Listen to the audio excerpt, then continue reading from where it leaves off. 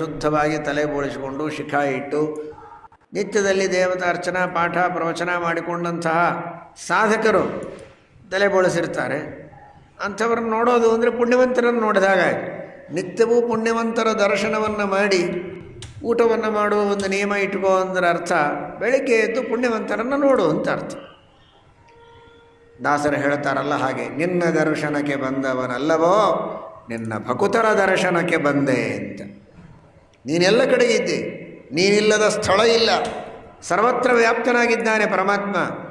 ಆದರೆ ಭಗವಂತನ ಭಕ್ತರು ಆ ಕೆಲವು ಕ್ಷೇತ್ರಗಳಲ್ಲಿ ವಿಶೇಷವಾಗಿ ಬಂದು ತಮ್ಮ ತಪಸ್ಸನ್ನು ಆಚರಣೆ ಮಾಡ್ತಾರೆ, ಸಾಧನೆಯನ್ನು ಮಾಡ್ತಾರೆ. ಅವರನ್ನು ನೋಡಬೇಕು ಅಂದರೆ ಅವರಿದ್ದಲ್ಲಿಗೆ ಹೋಗಬೇಕು.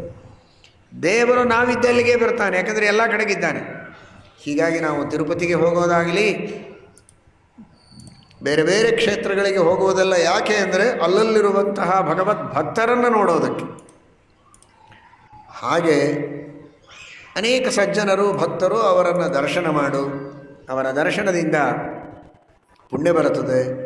ನ ಹ್ಯಮ್ಮಯಾನಿ ತೀರ್ಥಾನಿ ನ ದೇವಾ ಮೃಚ್ಛಿಲಾಮಯ ತೇ ಪುನಂತ್ಯುರುಕಾಲೇನ ದರ್ಶನಾದೇವ ಸಾಧವ. ದೊಡ್ಡವರ ಸಾಧಕರ ದರ್ಶನವಾದರೆ ಪುಣ್ಯ ಬರುತ್ತೆ, ಆ ಪುಣ್ಯದಿಂದ ನಮ್ಮ ಕಷ್ಟಗಳ ಪರಿಹಾರವಾಗುತ್ತೆ ಅಂತ ಒಂದು ಸಂದೇಶ.